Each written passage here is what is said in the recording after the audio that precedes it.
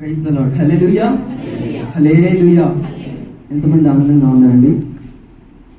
నేనైతే చాలా ఆనందంగా ఉన్నాను. ఎందుకంటే ఈరోజు ఆరాధన బహుబలముగా జరిగించిన దేవాది దేవుడు మన మధ్య దిగి వచ్చిన సందర్భాన్ని బట్టి దేవుని ఎంతగానో స్తుతిస్తున్నాను. ఎందుకంటే దైవజనులు జార్జన్న గారు మన మధ్యలో ఉండి ఆరాధన నడిపించారు. దేవుడు ఎంతో సహాయం చేశారు. నిజంగా నేనైతే చెప్పగలను, హృదయ భారము తొలగిన విధముగా అనుభవాన్ని పొందుకొని ఉన్నాను. మీరందరూ కూడా పొందుకొని ఉన్నారని విశ్వసిస్తున్నాను. Praise the lord. Hallelujah, hallelujah. చిన్న పల్లవి పాడుకొని వర్తమానంలోకి వెళదాం.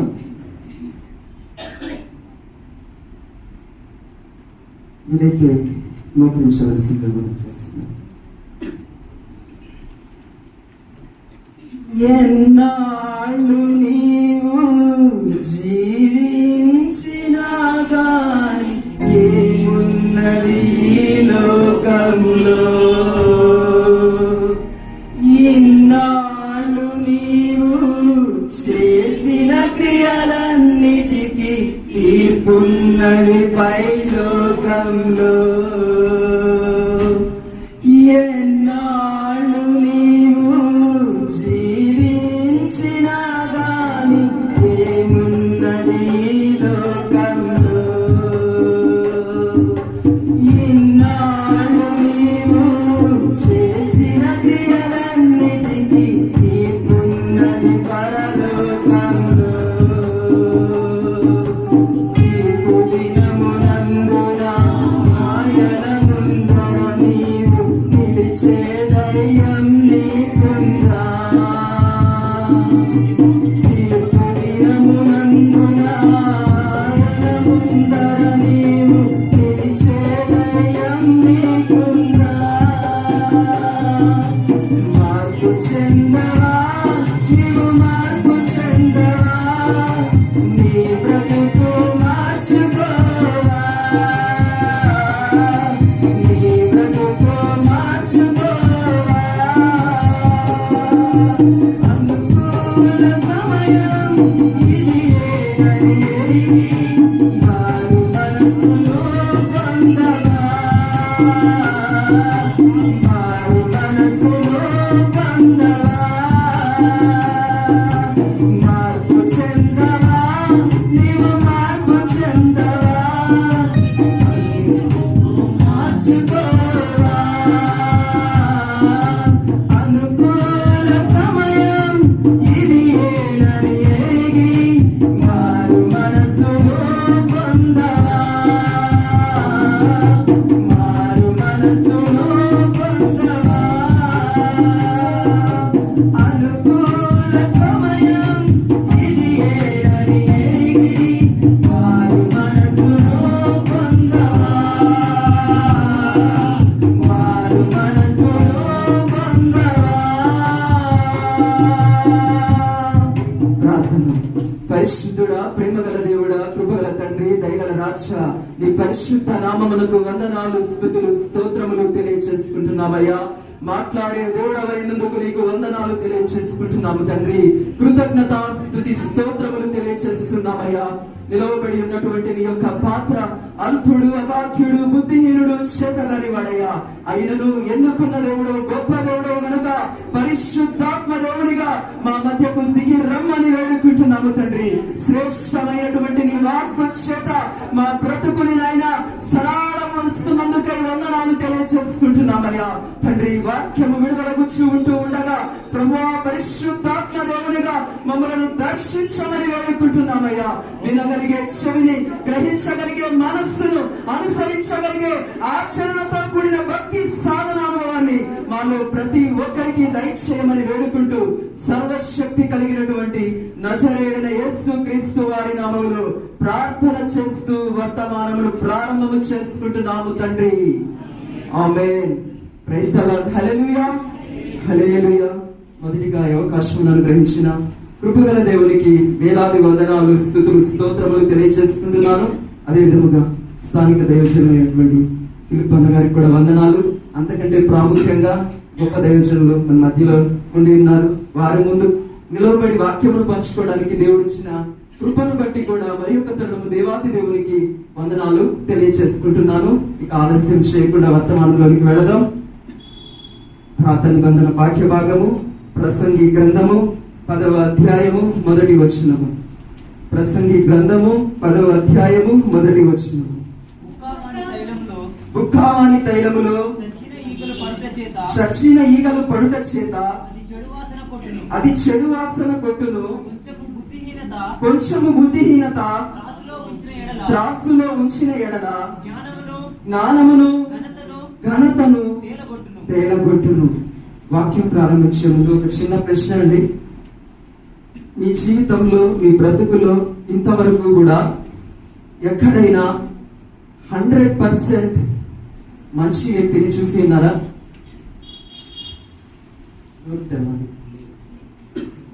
సరే, 100% చెడ్డ వ్యక్తిని చూసి ఉన్నారా? చెప్పండి. మాకెలా తెలుస్తుంది అంటారా? మనలోనే ఉంటాయి కదా, తెలుస్తుంది ఈజీగానే. 100% మంచి వ్యక్తిని చూసి ఉన్నారా? 100% చెడ్డ వ్యక్తిని చూసి ఉన్నారా? మనమందరం కూడా ఎవరు చేశారు మనల్ని? దేవుడు తన అరచేతుల్లో మనల్ని చెక్కుకొని ఉన్నాడు. సమస్తము కూడా దేవుడు ఏం చేసి ఉన్నాడంట? మంచిగానే చేసి ఉన్నాడు. కానీ ఈ లోకములో జీవిస్తున్న మనం అందరంలో 100% మంచిగా ఉన్నవాళ్ళు ఎవరు కూడా లేరు. 100% చెడ్డగా ఉన్నవాళ్ళు మనము చూడడానికి కనపడకపోవచ్చు. ఎందుకంటే ప్రతి మనిషిలో కూడా మంచి చెడు రెండు కూడా మిళితమై ఉంటాయి. అవి రెండు ఉంటేనే జీవితం. దేవుణ్ణి ఎరగాలి అన్నా, దేవుణ్ణి దర్శించుకోవాలి అన్నా, దేవుని దగ్గరికి వెళ్ళాలన్నా ఈ రెండు మనలో ఉండాలి. ఒక మంచిగా ఉంటే దేవుడిని జ్ఞాపకం చేసుకుంటామండి? లేదు. ఒక చెడే ఉందనుకోండి, దేవుడిని జ్ఞాపకం చేసుకుంటామా? రెండూ ఉండాలి. మన జీవితంలో ఎత్తులు పల్లాలు ఉన్నప్పుడే మనకంటూ జీవితం యొక్క విలువ ఏంటో అర్థమవుతున్నది. ఆ తర్వాత జీవితాన్ని దయచేసిన దేవుడు ఎవరో కూడా మనం జ్ఞాపకం చేసుకునే వారిగా ఉంటాము. కాబట్టి ఈ లోకంలో ఎవ్వరూ కూడా 100% మంచి వాళ్ళు లేరు, 100% చెడ్డవాళ్ళు లేరు. లోపముతో ఉన్నవారే అందరూ ఉంటారు. ఎందుకంటే అలాంటి వారము కాబట్టే కృపగల దేవుడు తన యొక్క ఏకైక అద్వితీయ కుమారుని లోకానికి పంపించి ఉన్నారు. పాపులమై ఉన్న మనలందరినీ కూడా రక్షించిన కొరకు, తన సింహాసనం మీద మనందరినీ కూడా కూర్చుండబెట్టుట కొరకు, మన స్థితిని ఎరిగి మన గురించి మనకన్నా గొప్పగా తెలిసిన వారు ఎవరు? దేవుడు. ఎందుకంటే ఆయనే మనల్ని చేసి ఉన్నారు. కాబట్టి చదువుకున్న వాక్య భాగంలో బుక్కావాని తైలములో చచ్చిన ఈగలు పడుట చేత అది చెడు వాసన కొట్టును. ఇక్కడ బుక్కావాని తైలములు అంటే, బుక్కావాని అంటే జనరల్ గా వైద్యం, మెడిసిన్ తయారు చేసేవారు, కానీ ఆ యొక్క ప్రక్రియలో, ఆ యొక్క విధానంలో ఉన్నవారు అని అర్థము. అంటే బుక్కావాని తైలములో చచ్చిన ఈగలు పడుట చేత, తైలములో చచ్చిన ఈగలు పడుట చేత అది చెడు వాసన ఏమైందంట? దేని వలన కొట్టిందంట? చచ్చిన ఈగలు పడుట వలన. అక్కడ మెన్షన్ చేయాల ఎన్ని ఈగలు పడ్డాయని, కానీ చచ్చిన ఈగలు పడుట వలన. జనరల్ గా మనకి తెలుసు కదా, ఆయిల్లో ఏదో ఒకటి పడుతూనే ఉంటుంది. ఎక్కువ పడతాయా? ఒక్కడ పడ్డాగానే ఏం చేస్తాం? తీసివేస్తాం కదా. ఇక్కడ కూడా బుక్కావాని తైలంలో చచ్చిన ఈగలు పడుట చేత అది చెడు వాసన కొట్టును. కొంచెము బుద్ధిహీనత త్రాసులో ఉంచిన ఎడల జ్ఞానమును ఘనతను తేలగొట్టును.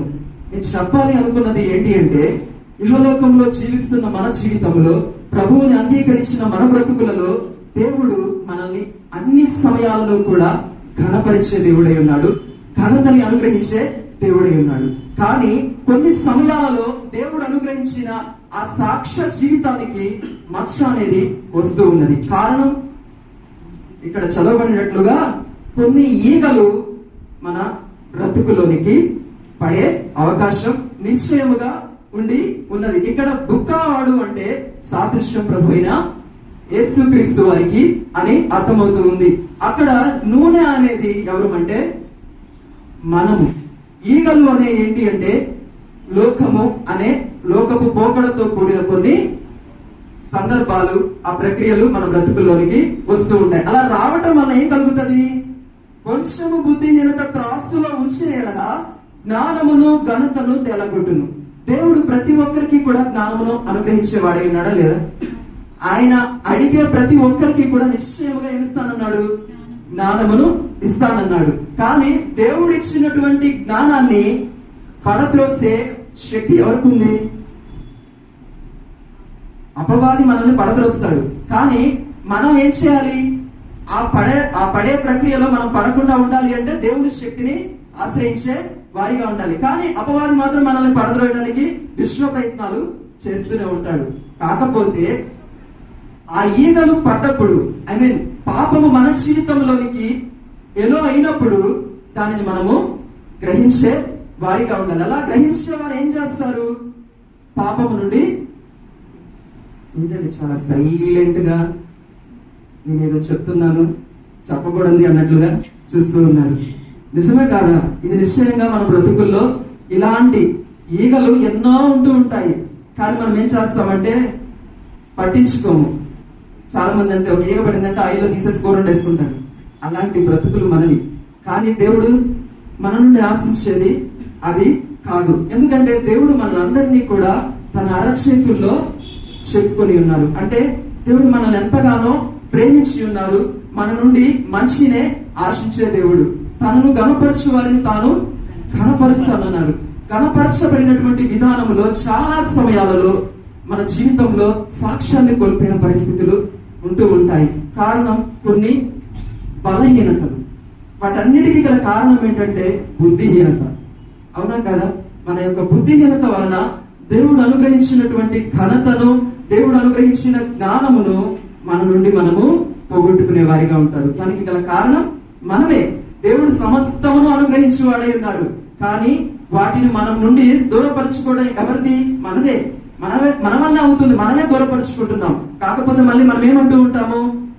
దేవుడు ఎందుకు ఇలా చేశాడు? దేవుడు ప్రతి ఒక్కరికి ఉపకారి అయి ఉన్నాడు. దేవుడు ప్రతి ఒక్కరిని ఆశీర్వదించేవాడే ఉన్నాడు. ఆయనలో పక్షపాతం అనేది లేదు. ప్రతి ఒక్కరికి కూడా, అడుగు ప్రతివానికి కూడా సమస్తాన్ని కూడా అనుగ్రహించు వాడే ఉన్నాడు. కానీ వాటిని పొందుకునే పోకడలో మనం ఉండకుండా దేవుడు అనుగ్రహించిన కృపను పోగొట్టుకునే ప్రక్రియలో మనము నడిపించబడే వారిగా ఉన్నాము. కాబట్టి మన జీవితాలలో దేవుడు అనుగ్రహించినటువంటి జ్ఞానమును, దేవుడు అనుగ్రహించిన ఆధిక్యతలను, దేవుడు అనుగ్రహించిన అధికారాలను, దేవుడు అనుగ్రహించినటువంటి మహాకృప మన నుండి దూరం అవడానికి గల కారణం గొప్ప గొప్ప విషయాలేమో కాదండి, చిన్న చిన్న విషయాలు. ఏమైందంట? చిన్నపాటి ఈగ పడటం వల్ల ఏమైంది? అక్కడ చెడు వాసన కొట్టును. చంద్రులో ఏనుగు పడ ఏం పడింది? ఈగ పడిందంట. ఈగ పడటం వల్ల ఏమైంది? చెడు వాసన కొట్టింది. ఎంతో గొప్పగా భక్తిలో ఎదుగుతున్నటువంటి జీవితాల్లో కూడా ఒకానొక సమయంలో భక్తిహీనతలో పడిపోయే సందర్భాలు ఖచ్చితంగా వస్తాయి. ఎవరైనా నేను భక్తి పరుణ్ణే అని చెప్పుకుంటే అది ఆ మాట అసత్యం. ఎందుకంటే కాలగమనంలో ఎక్కడో ఒక దగ్గర భక్తి జీవితంలో పడిపోయే సందర్భాలు నిశ్చయముగా ఉంటాయి. ఉండకపోతాయంటారా? ఎవరైనా నేను భక్తి పరుణ్ణండి ఇప్పటిదాకా పడిపోలేదని చెప్పిన వాళ్ళు చేయొద్దండి.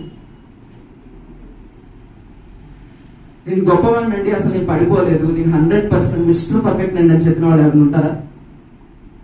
మనం పర్ఫెక్ట్ కాదు కాబట్టే మనందరినీ కూడా పర్ఫెక్ట్ చేయడానికి యేసయ్య వచ్చి ఉన్నాడు.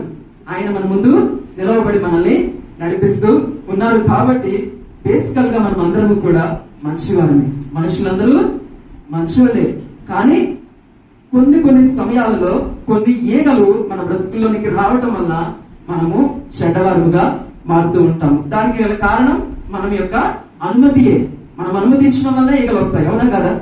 ఒక బాటిల్ కి మూత పెట్టుకుంటే ఈగలు పడతాయండి? మూత తీస్తే వస్తాయి. మన జీవితంలో కూడా ఈగలనే ఎలా అవుతున్నాయి అంటే మనం ఏం చేస్తున్నాము? అపవాదికి త్రోవని చూపిస్తూ ఉన్నాము. దాని వలన మన జీవితంలో భక్తిహీనతలో దిగజారిపోగా పరిస్థితులు ఎన్నో ఉండి ఉన్నాయి. ఈ రోజుల్లో చాలా మంది, ప్రతి ఒక్కరము కూడా బాధపడుతూ ఉంటాము. ఎన్నో తప్పులు చేస్తూ ఉంటాము, ఎన్నో పాపాలు చేస్తూ ఉంటాము. దేవుని మార్గములో నడుస్తూనే దేవుని మార్గము నుండి త్రోవ పక్కకి వెళ్ళిపోయే వారిగా ఉంటూ ఉంటాము. దేవుని సన్నిధికి వస్తూనే ఉంటాము, దేవునిలోనే బలపడుతూ ఉంటాము, కానీ కొన్ని సమయాలలో బలహీన పడేవారిగా ఉంటాము. దానంతటికీ కూడా కారణం ఏంటంటే కొన్ని ఈగలు మన జీవితంలో ఉండటం వల్ల మన భక్తి అంతటికీ కూడా మంచిని ఎవరు కూడా గుర్తు పెట్టుకోరండి, చెడును మాత్రం నిశ్చయముగా చచ్చేంత వరకు గుర్తు పెట్టుకుంటారు. అవునా కాదా? ఒకప్పుడు ఏదో మనకు ఒక వ్యక్తి విరోధం అనుకోండి, మన జీవిత కాలమైనంత వరకు కూడా వ్యక్తిని విరోధంగానే చూస్తాం. కానీ మార్పు చెంది ఉండొచ్చు కదా. ఏమంటారు? ఈ రోజు నేను తప్పు చేశాను, జీవితాంతం తప్పు చేసేవాడిగానే ఉంటానా?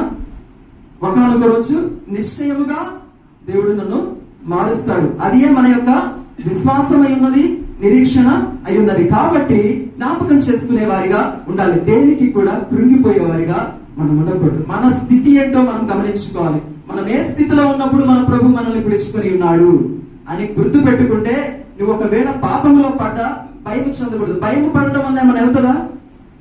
ఒకవేళ నువ్వు పాపం చేస్తావు, నేను పాపం చేస్తాను, భయపడటం వల్ల ఏమైనా అవుతుందా? ఇంకొంచెం పాపం ఎక్కువగా చేసే వాళ్ళగా ఉంటాం. ఆ సమయంలో విశ్వాసంలో పడిపోతూ ఉంటాము. తెలియని అనాలోచనలు మనలోకి వస్తూ ఉంటాయి. మన భక్తి జీవితాన్ని పతనం చేయడానికి అపవాది వాడుకునేటటువంటి సమయముగా ఉంటుంది. కాబట్టి దేనికి కూడా బాధపడటం వల్ల, చింతించడం వల్ల ఏమీ కూడా ప్రయోజనం లేదు. ప్రతి దానికి పరిష్కారం ఏమై ఉన్నది? దేవాది దేవుడై ఉన్నారు. కాబట్టి ఆయన ఆశ్రయిస్తే సమస్తము కూడా మార్గాలన్నింటినీ కూడా సరళ పరిచేవారై ఉన్నారు. కాబట్టి మనల్ని మనము జ్ఞాపకము చేసుకునే వారిగా ఉండాలి. పరిశుద్ధ గ్రంథములో చాలా మంది భక్తుల జీవితాలలో గొప్పగా భక్తి సాధన చేసి వారి జీవితాలలో కొన్నిపాటి అంటే ఇలా ఇప్పుడు చదవబడిన వాక్య భాగంలో భాగంగా కొన్ని ఈగలు అడుగు పెట్టడం వల్ల వారి బ్రతుకులు ఎలా ఉన్నాయో కొన్ని మాటల్లో మనం చూసుకుంటూ ఉన్నాము. అలా ఉన్న జీవితాల్లో మార్పు రావాలి అంటే ఏమి చేయాలి అన్నది కొద్ది మాటల్లో చూసుకుందాం. అందరికీ కూడా చాలా సుపరిచితులు ఎవరు అంటే ఏసావు, చెప్పండి, యాకోబు. పెయిరింగ్ బర్డ్స్ ఉంటాయి బైబిల్లో, జంట గువ్వలు అంటారు కదా, ఇలాంటివి అనేవి ఉంటూ ఉంటాయి. ఏసావు అనగానే మనకి ఎవరు గుర్తు రావాలి? యాకోబు గుర్తు రావాలి. వీరిద్దరిలో ఎవరు మంచివాడండి? మీరు చెప్తారని నేను ఎక్స్పెక్ట్ చేశాను. ఇందాకే నేను చెప్పాను, దేవుడు అందరినీ నీతిమంతుడు ఒక్కడును కూడా. అవునా కదా? ఇప్పుడు ఏసావు, యాకోబు. మరి అట్లా అనుకుంటే దేవుడు మంచిగానే పరిశుద్ధ గ్రంథంలో పెట్టాలి. అవునా కదా? ఏసావుని యాకోబుని మన మధ్యకి తీసుకొచ్చాడంటే ఏసావు నుండి నేర్చుకోవాల్సిన పాఠాలు ఉన్నాయి, యాకోబు నుండి కూడా నేర్చుకోవాల్సిన పాఠాలు ఉన్నాయి. అందరికీ కూడా చాలా సుపరిచితులు ఏసావు, యాకోబు. అవునా? ఇద్దరు కూడా మంచి వ్యక్తులే. కానీ వీరి జీవితంలో కూడా కొన్నిసార్లు బుద్ధిహీనత, భక్తిహీనత కలిగిన అనుభవాలు ఉన్నాయా లేవా? ఉన్నాయా లేవా? అందరికీ కూడా తెలుసు. వాళ్ళిద్దరు గుర్తు రాగానే వాడు గుర్తొస్తుంది. ఏమొస్తుంది? చిక్కుడుగాయ కూర. అది ఎంత అల్పమైనది. అవునా కదా? ప్రతి ఒక్కరికి గుర్తొస్తుంది. అవునా కదా? ఏసావు అనగానే, యాకోబు అనగానే చిక్కుడుగాయ కూర గుర్తొస్తుంది. కానీ ఆ ఏసావులో కూడా నేను యాకోబుని గురించి మాట్లాడాలని ఆశపడుతుంది. ఎందుకంటే అందరూ మాట్లాడుకుంటారు. ఏసావులో కూడా బైబిల్ ఏం చెప్తుందంటే ఏసావు గురించి ఒక భ్రష్టుడని, వ్యభిచారి అని, భక్తిహీనుడని తెలియపరుస్తూ ఉంటుంది. కానీ అటువంటి ఏసావులో కూడా మంచి గుణాలు ఉన్నాయి. ఒకటి ఉంటుంది కదా స్టేట్మెంట్, ఒక భార్య భర్త గురించి చెప్తుంది, నా భర్త చాలా మంచోడండి, కానీ రాత్రి వస్తే తాగి వస్తాడండి. ఆ భార్య ఏం చెప్తుంది? చేసుకున్నామా? నా భర్త చాలా మంచోడండి, కానీ ఒక్క చిన్న ప్రాబ్లం ఏంటి? తాగి వస్తాడండి, నన్ను కొడతాడు. కానీ మంచిని విడిచిపెడుతుందా? విడిచిపెట్టట్లేదు. చెడుని హైలైట్ చేస్తుంది, మంచిని హైలైట్ చేస్తుంది. అలానే ఏసావు జీవితంలో కూడా భ్రష్టత్వం కలిగిన వాడు, వ్యభిచారం చేసిన వాడు, అంతేకాకుండా భక్తిహీనతలో కూడా నడిపింపబడిన ప్రక్రియలు ఉన్నాయి. అదే విధముగా దాని తోడుతో భక్తి కలిగిన జీవితం కూడా ఉండి ఉన్నది. ఏసావు జీవితంలో అందరికీ కూడా తెలిసిన మాట, ఇందాక చెప్పిన ప్రకారముగా జ్యేష్ఠత్వం కోసం యాకోబు ప్రయాసపడిన ప్రయాసలో భాగంగా ఎన్నో సమయాలు ఏసావు దగ్గరికి వస్తూ ఉంటాడు, ప్రేరేపిస్తూ ఉంటాడు. ఆ ప్రక్రియలో ఏసావు ఏం చేశాడు? దాసుడైపోయినటువంటి పరిస్థితులు ఉన్నాయి. ఆది కాండము 33వ అధ్యాయము 9-10 వచనాలు చదువుకుందాం. ఆయనలో ఉన్న ఒక గొప్ప లక్షణము. అప్పుడు ఏసావు సహోదరుడా, నాకు కావలసినదంతా ఉన్నది, నీది నీవే ఉంచుకునమని చెప్పెను. అప్పుడు యాకోబు అట్లు కాదు, నీ కటాక్షము నా మీద ఉన్న ఎడల చిత్తగించి నా చేత ఈ కానుక పుచ్చుకొనుము. దేవుని ముఖము చూచినట్లు నీ ముఖము చూచితిని, నీ కటాక్షము నా మీద వచ్చినది కదా. నేను నీ యొద్దకు తెచ్చిన కానుకను చిత్తగించి పుచ్చుకొనుము. దేవుడు నన్ను కనికరించెను, మరియు నాకు కావలసినంత ఉన్నదని చెప్పి అతని బలవంతము చేసెను గనక అతడు దానిని పుచ్చుకొని. ఈ సందర్భం చదివితే ఏసావులో ఉన్న ఒక శ్రేష్టమైనటువంటి లక్షణం అనేది కనపడుతూ ఉంటుంది. చెడు గురించి నేను మాట్లాడటం లేదు, మంచి గురించి మాట్లాడుతున్నాను. ఎలాంటి వాడు అంటే, యాకోబు తన యొద్దకి వచ్చినప్పుడు, కానుకలు తీసుకుని వచ్చినప్పుడు ఏసావు తన యొక్క మనోభావాలను వ్యక్తపరుస్తున్నటువంటి సందర్భం అనేది మనకు ఎంతగానో సుపరిచితంగా వాక్య భాగంలో తెలియపరచబడుతూ ఉన్నది. ఒక్కసారి ఇదే సందర్భాన్ని మన జీవితాల్లో మనకెవరైనా కానుకలు తీసుకొని వస్తే, మనం చాలా భక్తి పరులు, చాలా సంవత్సరాల నుండి భక్తి చేస్తూ ఉన్నాము. ప్రతి దినము కూడా 10 గంటలు 15 గంటలు వాక్యం చదువుతూ ఉన్నాము. 3-4 గంటలు మోకరించి ప్రార్థిస్తూ ఉన్నాము. బహు గంభీరమైన స్వరాలతో దేవుడిని స్తుతిస్తూ ఉంటాము, మేలులు చేస్తూ ఉంటాము, లేకపోతే ప్రేమను చూపిస్తూ ఉంటాము. అలాంటి సమయంలో, అటువంటి ప్రయాణంలో ఒకవేళ ఎవరైనా నీకు కానుక తీసుకొని వస్తే స్వీకరించే మనసు ఉంటుందా, లేకపోతే తిరస్కరించే మనసు ఉంటుందా? ఒకవేళ నువ్వు సమృద్ధి స్థితిలో ఉంటే, నిజమా కాదా? నిజంగా భక్తిలో ఎదిగిన వారి జీవితాలు ఏదైనా లోటు ఉంటుందా అండి? ఉండదు, నిశ్చయంగా ఉండదు. భక్తిలో నిజంగా శక్తి కలిగి నడిపింపబడుతూ ఉంటే ఆయన ఏ లోటు కూడా చేయడు. సింహపు పిల్లలైనను లేమి కలవేమో కానీ ఆయనని ఆశ్రయించిన వారికి ఏ మేలు కూడా కొదవై ఉండదని లేఖనం సెలవిస్తున్నది. నిశ్చయముగా ఆయనను ఆశ్రయిస్తే, నిశ్చయముగా భక్తి సాధనలో ముందుకు నడిస్తే ఏదైనా లోటు ఉంటుందా? సకల సమృద్ధిని కూడా దయచేయవాడై ఉంటాడు. అలాంటి స్థితిలో ఉన్నప్పుడు మన జీవితంలో మన యొక్క పదవులను, మన యొక్క అధికారాలను ఎవరైనా తీసుకోవాలి అని కానుకలు ఒకవేళ సమర్పిస్తారు. ఇక్కడంటే కానుకల గురించి మాట్లాడుతున్నాం. ఈ లోకంలో మాటలే పెద్ద కానుకలు. ఏదైనా కావాలంటే అప్పటిదాకా శత్రువైనోడు కూడా ఎలా మాట్లాడతాడు, వచ్చి చాలా మాట్లాడతాడు. అలాంటి మాటలకి నిజంగా మనం ఎలా చేస్తాము? పూలైపోయి ఏమవుతాము? దాసులుగా మారిపోతూ ఉంటాము. కానీ ఇక్కడ ఏసావు పలుకుతున్నటువంటి మాట ఎంత బాగుంటుందంటే, నాకైతే చాలా హ్యాపీగా అనిపించింది చదువుతున్నప్పుడు. ఎందుకు హ్యాపీ అనిపించిందంటే, నేను అలా ఉండను, నిజంగానే చెప్తాను. ఎందుకంటే నేను మనిషిని, ఆశిస్తాను. నా రక్తంలోనే, మీ రక్తంలో ఉందా? ప్రతి ఒక్కరి రక్తంలో ఆశించే స్వభావం ఉంటుంది. అక్కడ అంటున్నాడు, ఏమంటున్నాడు? అప్పుడు ఏసావు, సహోదరుడా, నాకు కావలసినంత ఉన్నది, నీది నీవే ఉంచుకోమని చెప్పాను. ఈ లోకంలో మనకు ఒక 10 లక్షల జీతం వస్తున్నా గానీ ఏమంటారో తెలుసా? దేవుని బిడ్డలే, ఏముంది బ్రదర్, 10 లక్షలే జీతం వస్తుంది, 2 ఇళ్ళు ఉన్నాయి అనుకోండి, 2 ఇళ్ళే కదా ఉన్నాయి అంటారు. అవునా? చాలా అందంగా ఉన్నాం అనుకోండి, ఏమందం ఏదో అంటా ఉంటారు. అవునా కదా? తృప్తి అనేది, సాటిస్ఫాక్షన్ అనేది లైఫ్ లో ఉండదు. ఎంతగా దేవుడు ఆశీర్వదించినా ఇంకా ఏమీ దేవుడు చేయలేదని అంటూ ఉంటామా లేదా? గుండెల మీద చేసుకుంటే మన జీవితాల్లో మనమే అని ఉంటాము. మనకి దేవుడు 10 లక్షల ప్యాకేజ్ ఇచ్చి జాబ్ ని బ్లెస్ చేసి ఉంటారు. 10 లక్షలు ఇచ్చినా మనం ఏం ఆశిస్తాము? 15 లక్షల కోసం ఆశిస్తాం, 20 లక్షల కోసం ఆశిస్తాం. అవునా కాదా? కానీ దేవుని బిడ్డలై ఉన్న మనలో ఏముండాలి అంటే, తృప్తి అనేది కలిగి ఉండాలి. అది దేవుని నుండి కలిగి లేకపోతే దేవుని నుండి దూరం చేసే ప్రక్రియలో ఒక ఘట్టముగా మారుతూ ఉంటుంది. నిజముగా ఏసావు చాలా మంచోడే, కాదు అనలేదు. కానీ ఆయనలో ఒకటి ఉంది, అది నేను తర్వాత చెప్తాను. ఆయనలో మంచి ఏమై ఉన్నది? చాలా కనికరము కలిగినటువంటి హృదయము, ఆశించే మనస్సు కాదు. దేవుడు అనుగ్రహించిన దాన్ని బట్టి తృప్తి కలిగి జీవించే జీవితాన్ని కలిగి ఉన్నాడు. అంతేకాకుండా ఆయనలో ఉన్న రెండో కోణం ఏంటి అంటే, నాకు అనుకున్నాము కదా, చిక్కుడుగాయల కూర. అవునా కదా? జ్యేష్ఠత్వం కోసం యాకోబు తన యొద్దకి వచ్చినప్పుడు ఆ కూరకి పడిపోతాడు కదా, అవునా కదా? అవునా కాదంటారా? కానీ అందరికి ఏసావు పడిపోయాడు చిక్కుడుగాయల కూర కోసం జ్యేష్ఠత్వాన్ని అమ్ముకున్నాడు అని. అవునా? ఆ పని చేయడానికి కూడా చాలా గట్స్ కావాలి.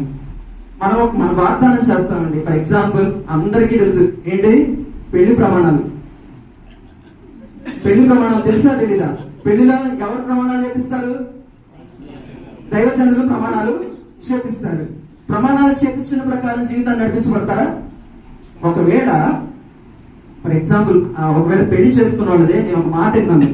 ఈ మాట ఏంటంటే, ఆ వివాహంలో ఉన్న వరుడు పలికినటువంటి మాట, దైవజనుడు పెళ్ళైన తర్వాత 6 నెలలకు అడిగారంట, ఎలా ఉందయ్యా నీ జీవితం అంటే, ఏం జీవితంలో అండి, ఏం చెప్పుకుంటామని అన్నాడంట. అప్పుడు ఏమైంది? ఆ దైవజనుడు ప్రమాణాలు చేసావు కదా అంటే, నేను చేయలేదండి, మీరు చేయమన్నారు, నేను చేశాను. అర్థమైందా లేదా? మీరు చేయమన్నారు, నేను చేశాను. మనం ఏం చేస్తాము? నిజంగా ఒకవేళ మన యొక్క అధికారాన్ని ఎవరైనా పొందుకోవాలని ఆశిస్తూ ఉంటే ఆ సమయంలో ఏం చేస్తామంటే చిక్కుడుగా కూర తినేస్తాం. ఆ తర్వాత కోరిచ్చినని ఏదో ఆ సమయంలో అన్నం లేదు, అన్నంత మాత్రాన అని చెప్పేసి ఏం చేస్తాం? చిన్నదానికి కూడా మనం తప్పించుకుంటాం, ఇవ్వం. అవునా కదా? కానీ ఎంతో గొప్ప ఆధిక్యత, అది దేవుని ప్రణాళిక అయి ఉన్నది, నేను కాదనటం లేదు. కానీ ఆ మనస్సు కలిగి ఉండడం అనేది కూడా ఎంతో ప్రాముఖ్యమైనది. ఈ రోజు మనం అందరము కూడా ఎంత గొప్పగా స్వాతంత్రంగా దేవుని ఆలయంలో ఉండి సమాధానము కలిగి జీవిస్తున్నామంటే మన కొరకు ఒకడు త్యాగం చేశారు. ఎవరు? యేసుక్రీస్తు వారు. ఆయనే త్యాగం చేయకపోతే కూర్చోవచ్చు కదా చక్కగా సింహాసనం మీద, రావాల్సిన అవసరం ఏముంది? తండ్రి పంపిస్తానన్నాడు, నేను వెళ్ళలే నాన్న అని అనొచ్చు కదా. కానీ వచ్చాడు. ఎందుకు వచ్చాడు? క్రైస్తవుల్లో ఉండాల్సినటువంటి ప్రథమ లక్షణం ఏంటంటే సాక్రిఫైస్ చేసే గుణం అనేది ఉండాలి, త్యాగం అనేది చేయాలి. అది కనపరిచినప్పుడే మనము దేవుని బిడ్డలం. ఎందుకంటే నూతన నిబంధనలో ఉంటుంది, యేసయ్య అంటాడు, నాకు మాదిరి కలిగి మీరు జీవించమంటాడు. మాదిరి కలిగి జీవించమంటే ఆయన పాటలు పాడుతూ సంఘానికి వస్తూ బైబిల్ పట్టుకొని కాదు, ఆయనలో ఉన్న గుణ లక్షణాలు మనలో ఉండాలి. ఆయనలో ఉన్న ప్రథమ లక్షణం ఏంటంటే త్యాగశీలుడై ఉన్నాడు. ఆయన మన కోసం త్యాగం చేశాడు తన యొక్క ప్రాణాన్ని. కాబట్టి ఈ రోజు మనం అందరం ఎంతో క్షేమముగా ఉన్నాం. మనం పాపులమే, కానీ పాపుల కోసం ఏం చేశాడు? ఆయన ప్రాణాన్ని పెట్టాడు. కాబట్టి ఈ రోజు మనం అందరము ఎంతో గొప్పగా ఆయన నామాన్ని స్తుతించ బద్దులమై ఉన్నాము. ఆయన తెలియక ఏంటంటే, తెలిసి నమ్మిన వారి కన్నా తెలియక నమ్మిన వారు, పరిశుద్ధ గ్రంథంలో ఉన్న మాటను విని మనము నమ్మిన వారు చాలా గొప్ప ధన్యులమై ఉన్నాము. కాబట్టి ఇక్కడ ఏసావులో కూడా ఆశించే స్వభావం అనేది లేదు. రెండవదిగా ఏంటంటే, ఏసావులో ఉన్నటువంటి లక్షణము, నిజమే జ్యేష్ఠత్వానికి అమ్ముడు పోయాడు, కానీ అక్కడ నిజంగా అల్పమైన దానికోసం ఎవరైనా వెళ్ళిపోతారండి? విచిత్రంగా ఉంటుంది.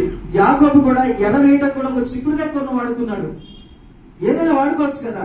బైబిల్లో చాలా చమత్కారంగా ఉంటాయి. ఎందుకంటే దేవుడు చిత్రాలు పాట ఉంటుంది కదా ఒకటి, చాలా ఉంటది. ఎలా ఉంటదంటే ఆయన అన్ని మాటలు కూడా చాలా సున్నితమైనవి, చాలా చిన్నగా వాడుకగా వాడుకునేటటువంటి వాటిని వాడుకొని గొప్ప కార్యాలు చేసిన దేవుడై ఉన్నాడు. కాబట్టి అంత చిత్రమైనటువంటి దేవుడు గొప్ప చిత్రాన్ని చూపిస్తాడు. ఎలా తెలుసా? ఆ వాక్యాన్ని అనుసరిస్తే లైఫ్ బాగుంటుంది, లేకపోతే ఎలాగ చేయాలో అలాగా చేసేవాడే ఉన్నాడు. ఇక్కడ జ్యేష్ఠత్వం అనేది వెళ్ళిపోయింది, కాదు అనటం లేదు నేను, అది దేవుని చిత్తమై ఉన్నది. కానీ ఏసావు నుండి మనము నేర్చుకోవాల్సింది ఏంటి అంటే, ఆయనలో ఉన్న త్యాగ గుణాన్ని నేర్చుకోవాలి. అదే రీతిగా ఎటువంటి ఆశించేటటువంటి స్వభావం లేనివాడు, ఉన్న దానిని బట్టి తృప్తి కలిగి జీవించే వాడే ఉన్నాడు. కానీ ఆ జ్యేష్ఠత్వాన్ని అమ్ముకోవడానికైనా ఇలాంటివన్నీ చేయడానికి గల కారణమైన ఏంటి అంటే, ఆ యోసావు జీవితంలో కూడా కొన్ని ఈగలు అనేవి ఉన్నాయి. ఏంటి అంటే ఆశ, నిగ్రహం. చాలా చిన్న పదం. ఏంటది? ఆశ, నిగ్రహం. ఆత్మఫలాల్లో ఎన్నండి ఫలాలు?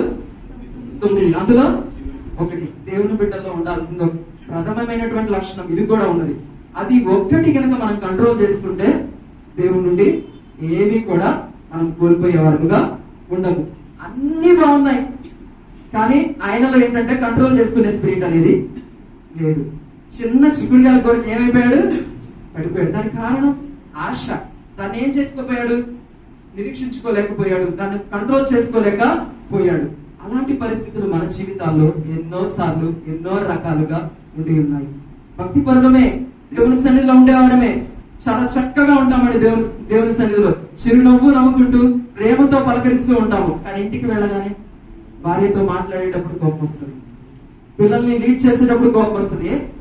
కారణం జీవితం బాగుంది, దైవ సన్నిధిలో ఎలా ఉంటారంటే అకుల ప్రిస్కిల్లా వాళ్ళే ఉంటారు. కానీ ఇంటిలో ఎలా ఉంటారు? ఏదన్నా కూరగప్పు తగ్గితే కోపం వచ్చేస్తారు పైగా. అలా కాదు, సమయానికి ఇంటికి రాకపోతే మేడం గారికి కోపం వస్తుంది. ఎవరు వాళ్ళు? దేవుని బిడ్డలు. అంతా బాగుంది కానీ కంట్రోల్ చేసుకునే స్పిరిట్ లేదు. ఈరోజు కుటుంబ వ్యవస్థ పతనం అయిపోవడానికి గల కారణం నిరీక్షించుకుని కంట్రోల్ చేసుకునే లైఫ్ నుండి చాలా దూరం అయిపోతూ ఉన్నారు. కాబట్టి ఎన్నో కుటుంబాలు కుప్పకూలిపోతూ ఉన్నాయి. నాట్ ఈవెన్ కుటుంబాలు, సంఘాలలో కూడా చెదిరిపోతున్నాయంటే కారణం ఏంటంటే దేవుని బిడ్డల్లో ఏదైనా సరే కంట్రోల్ చేసుకునే క్యాపబిలిటీని కోల్పోతూ ఉన్నారు. దేవుని బిడ్డల్లో ఉండాల్సింది ఏంటో తెలుసా? ఎటువంటి ప్రళయం మన ముందుకు వచ్చినా మనం ఎలా ఉండాలి? చిరునవ్వుతో పలకరించే వారిగా ఉండాలి. ఇప్పుడు వెళ్తున్నామండి, సంఘం అయిపోతుంది, ఇంటికి వెళ్తూ ఉంటాము, వర్షం పడింది కదా, రోడ్డు మీద బాగా వాటర్ నిల్చున్నాయి, ఎవరో బైక్ మీద స్పీడ్ గా వస్తూ ఉన్నారు, ఒక్కసారి గోతులో పడ్డది, బురద వచ్చి మన మీద పడ్డది, మనం చిరునవ్వుతో నవ్వగలమా?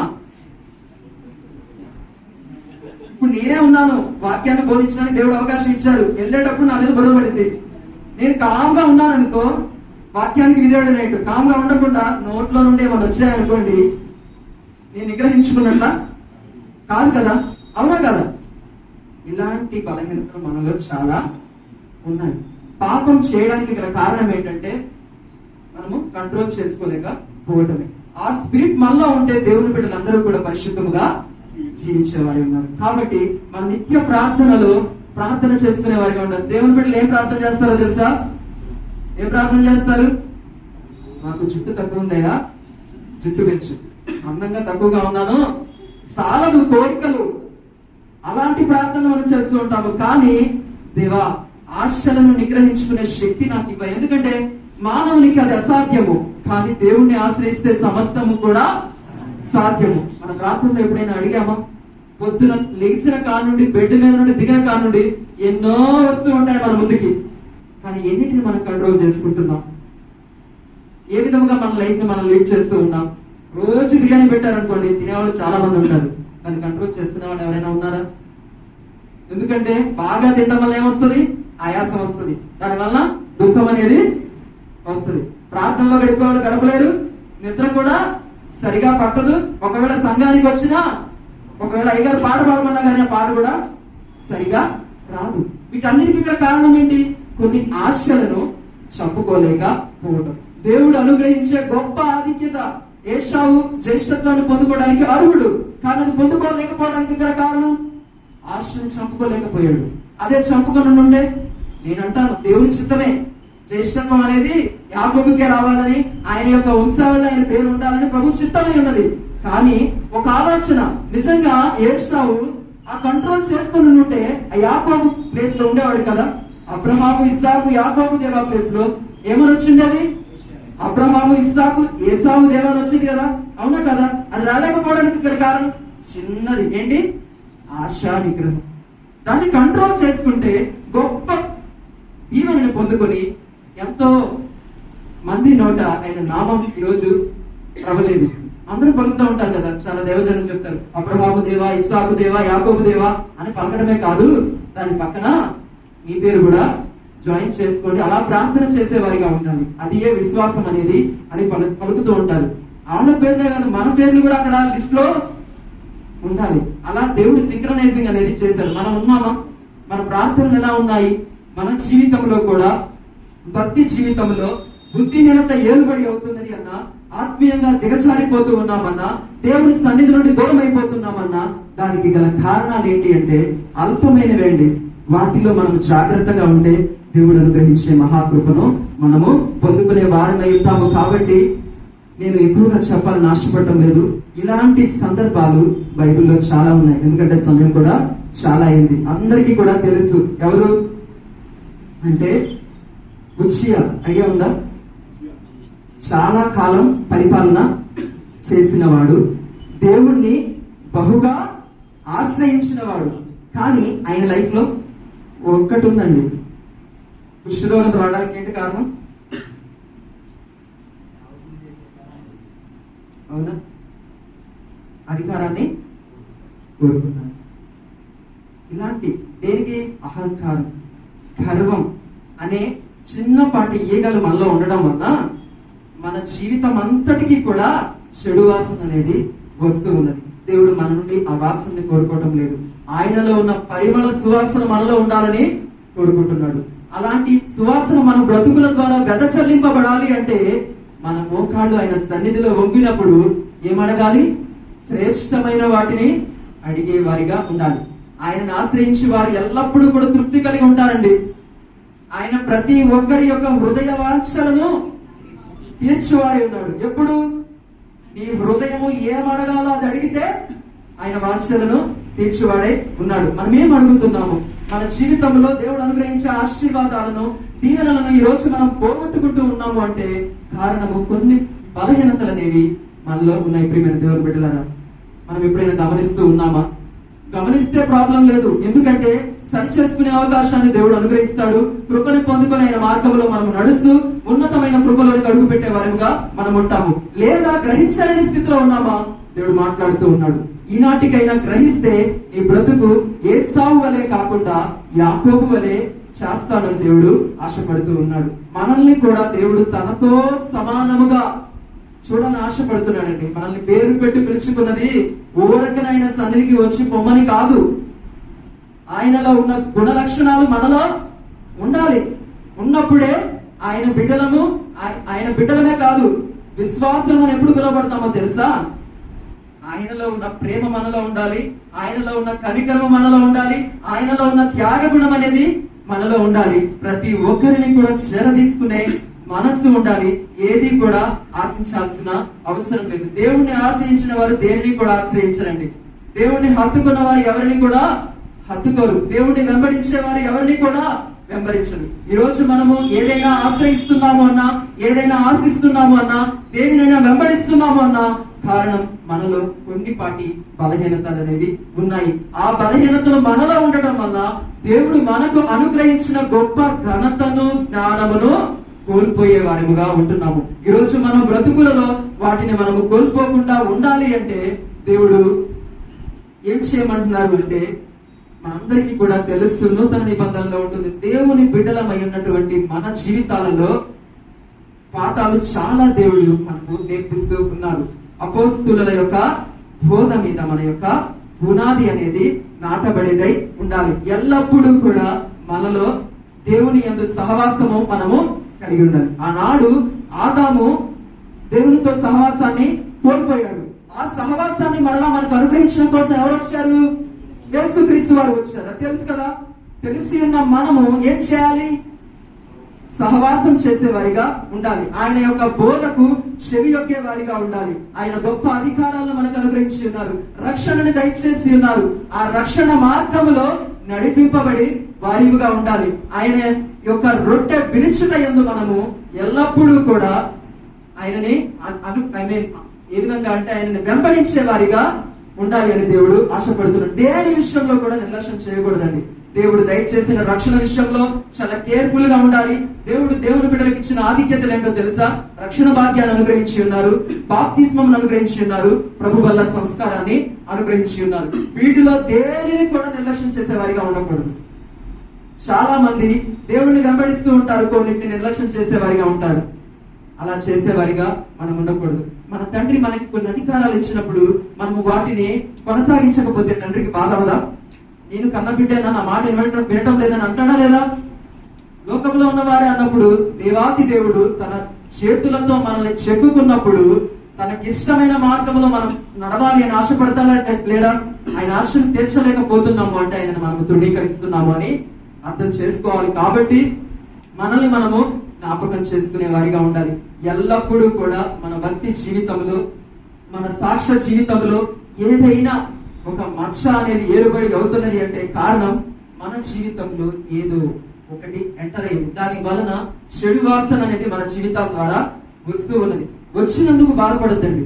ఒకవేళ వచ్చినట్లయితే దేవుని సన్నిధిలో మోకరించి ప్రార్థిస్తే మనలో ఉన్న దుర్వాసనను తొలగించి ఆయన యొక్క పరిమళ సువాసన మన ద్వారా వెదజల్లింపచేసే దేవుడే ఉన్నాడు. ఆయన ఎదుట మన మోకాళ్ళు వంగితే మన ముఖంలో ఏమొస్తుంది? వెలుగు ప్రకాశిస్తుంది. ఆయన ముందర మన మోకాళ్ళు వంగిని అనుకోండి, ప్రతి పరిస్థితి కూడా మన ముందు సాగిలా. మనం ఎవరి దగ్గరికి వెళ్ళి చేచాల్సిన అవసరం లేదు, ఎవరి దగ్గరికి వెళ్ళి మోకరించాల్సిన అవసరం లేదు, ఎవరిని ఆశ్రయించాల్సిన అవసరం లేదు. నీకు బాధలు ఉన్నాయా, ఇబ్బందులు ఉన్నాయా, సమస్యలు ఉన్నాయా, దేని గురించి అయినా ఆయన ఎదుట మోకరించి ఆశ్రయించి అడిగితే ఆ పరిస్థితినే నీ ఎదుట సాగిలపడేటట్టు చేయగలిగిన దేవుడు నేను ఆరాధిస్తున్న ప్రకటిస్తున్న నజరేయుడైన యేసుక్రీస్తు వారే ఉన్నారు. కాబట్టి ప్రతి ఒక్కరము కూడా ఆయన్ని వెంబడిస్తున్న మనం అందరము కూడా ఆయన్ని ఆశ్రయించే వారిగా ఉండాలని దేవుడు ఆశపడుతూ ఉన్నాడు. మనం ఎలా ఉన్నాము? మనల్ని మనం పరీక్షించుకుందాం. మన జీవితంలో, మన జర్నీలో, ఆత్మీయ జీవితంలో ఎంతో కాలగమనం ఉండి ఉంటుంది. ఒక్కొక్కరికి చాలా ఎక్స్పీరియన్స్ ఉంటూ ఉంటుంది. కానీ ఎక్స్పీరియన్స్ ఉన్నా మనలో ఏదైనా లోపం ఉన్నదా? దేవుడు మనకు అనుగ్రహించిన ఘనత, సాక్ష్య జీవితాన్ని కోల్పోయిన పరిస్థితులు ఒకవేళ మనకి ఉంటే మనల్ని సరిచేసుకోమని దేవుడు మాట్లాడుతూ ఉన్నారు. కాబట్టి ఎందుకంటే ఆయనతో కలిసి యుగ యుగాలు ఆయన యొక్క రాజ్యములో మనము జీవించాలి అంటే ఏ మచ్చ, ఏ డాగు లేని వారై నిందారహితులుగా ఉన్నప్పుడే ఆయన మన కొరకు వచ్చినప్పుడు మనం ఆయనతో పాటు వెళ్ళే వరముగా ఉంటాము. కాబట్టి మనల్ని మనం పరీక్షించుకుందాం. ప్రతి ఒక్కరికి కూడా మోకరిద్దాం. ఒక్క నిమిషం మనల్ని మనం సమర్పించుకొని హృదయపూర్వకముగా దేవుని సన్నిధిలో ప్రార్థన చేసుకుందాం. ప్రతి ఒక్కరము కూడా ఒక తీర్మానం చేసుకుందాం. ఇంతకాలము ఎన్నో రకాలుగా, ఎన్నో విధాలుగా స్వాభావికమైన ఆలోచనల ప్రకారము దైవ చిత్తానుసారముగా కాకుండా స్వచిత్తానుసారముగా ప్రవర్తిస్తూ దేవుడు అనుగ్రహించే గొప్ప ఘనతలను, జ్ఞానమును తృణీకరించిన వారిగా ఉండి ఉన్నామేమో దేవుడు మాట్లాడుతూ ఉన్నారు. ప్రతి ఒక్కరు కూడా నోరు తెరిచి అడిగినప్పుడు దేవుడు మన నోటిని బాగుగా నింపుతానంటున్నాడు. ప్రియమైన దేవుని బిడ్డ, సభలో నోరు తెరిచి అడుగుతావా?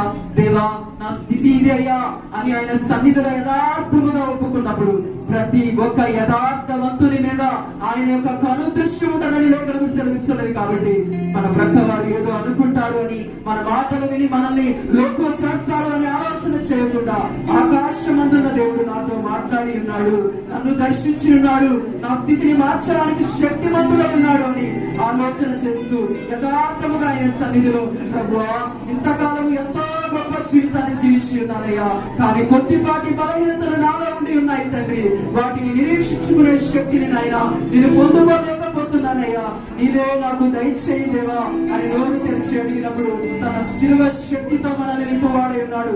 మరణము నుండి జీవనానికి నడిపించిన పునరుద్ధార శక్తితో మనల్ని నడిపించేవాడై ఉన్నాడు. కాబట్టి ప్రతి బిడ్డ, ప్రతి ఒక్కరు కూడా నోరు తెరిచి అడుగుతాం. ప్రతి ఒక్కరు కూడా దేవుని సన్నిధిలో మోకరించి, ప్రభువా, నా మోకాలను నడవగొట్టయ్యా, నా ముఖమును వెలిగింపచేయ్యా, నాలో ఉన్న చీకటిని తొలగించయ్యా, నీ నుండి దూరం చేసే ప్రతి పరిస్థితిని, నా నుండి దూరం అగునట్లు నీ యొక్క శక్తిని నాపై కృపణించు స్వామి అని అడిగినప్పుడు నిశ్చయముగా మన యొక్క ప్రతి బంధకాలను విడిపించేవాడై ఉన్నాడు. మనలో ఉన్న చీకటి కక్కను తెచ్చేవాడై ఉన్నాడు. ప్రతి విధమైనటువంటి దురాత్మ శక్తులను మనలో నుండి పారద్రోని వాడై ఉన్నాడు. కాబట్టి ప్రతి ఒక్కరు అడుగుదాం. ఆయన రక్తంలో కడగబడిన మనందరికీ కూడా గొప్ప అధికారాన్ని దేవుడు అనుగ్రహించి ఉన్నాడు. శత్రు బలవంతటి మీద నేను నీకు అధికారం అనుగ్రహించి ఉన్నాను, అది ఏమాత్రము కూడా నీకు హాని కలగచేయమని దేవుడు సెలవించి ఉన్నారు. ఆయనను నమ్మిన మనము, ఆయన ఆశ్రయించిన మనము విశ్వాసముతో అపవాదిని గద్దించినప్పుడు ప్రతి చీకటి కూడా మన నుండి తొలగిపోతుంది. అటువంటి శక్తిని మనకు దేవుడు అనుగ్రహించి ఉన్నారు. ప్రియమైన దేవుని బిడ్డలారా, అడుగుదాం. ప్రతి ఒక్కరము కూడా, దేవా, నీకే వందనాలయ్యా, స్తోత్రాలయ్యా, నీకే కృతజ్ఞతలు తెలియజేసుకుంటున్నామయ్యా. సర్వశక్తిమంతుడా, నీకే వందనాలు. సర్వాధికారము కలిగిన గొప్ప దేవుడా, నీకే స్తోత్రములు. మా శిలువదారి, నీకే వందనాలయ్యా. నాయనా, నీ సన్నిధిలో మోకరించి వినయ మనస్కులై, దీన మనస్కులై, దేవా, నీ సన్నిధిలో దోషులకి అడుగుతున్నామయ్యా. లోకమనే ఈ పాపపు అరణ్యములో జీవిస్తూ ఉండగా లోక మర్యాద చొప్పున మేము నడవకుండా దైవికమైన మర్యాద చొప్పున నిన్ను ఆశ్రయిస్తూ కలిగి ప్రవర్తించేవారుగా, వివేచన కలిగి జీవించేవారుగా మాలో ప్రతి ఒక్కరికి కూడా పై నుండి దిగి వచ్చే దైవికమైన శక్తితో నింపుచున్నందుకు మీకు స్తోత్రములు నాయనా. నీకే వందనాలు నాయనా. ఎందరైతే విశ్వాసంతో నోరు తెరిచి అడుగుతున్నారో ఈ సమయంలోనే నిశ్చయముగా వారి హృదయాలలో ఉన్న చీకటిని తొలగిస్తున్నందుకై వందనాలు నాయనా. ప్రతి విధమైన అంధకారమును ప్రతి బిడ్డ జీవితముల నుండి తొలగిస్తున్నందుకై మీకు స్తోత్రములు నాయనా. ప్రతి బిడ్డ ముఖములో నీ యొక్క వెలుగు ప్రకాశింపచేస్తున్నందుకై మీకు వందనాలయ్యా. నీ కొరకు వాడబారని స్వాస్థ్యాలుగా నిలబెట్టుకొనిచున్నందుకై నీకు స్తోత్రాలు తెలియజేసుకుంటున్నాము తండ్రి. నీకే వందనాలయ్యా. నీకే స్తోత్రములు నాయనా. వాక్యము విన్నవారమై ఉన్న మేము నాయనా, వాక్యమును అనుసరించి జీవించే కృప మాకు దయచేయండి తండ్రి. నీ గద్దింపులకు లోబడుతూ నీ మాటని ఆలకిస్తూ నీవు దయచేసిన ఆత్మని పొందుకొని అనుదినము నీ యొక్క ఉపదేశమును ఆశ్రయించే కృపాశక్తిని మాలో ప్రతి ఒక్కరికి కూడా అనుగ్రహిస్తున్నందుకే వందనాలు తెలియజేసుకుంటూ సర్వశక్తి కలిగినటువంటి నజరేయుడైన యేసుక్రీస్తు వారి నామములో ప్రార్థిస్తున్నాము తండ్రి. ఆమేన్.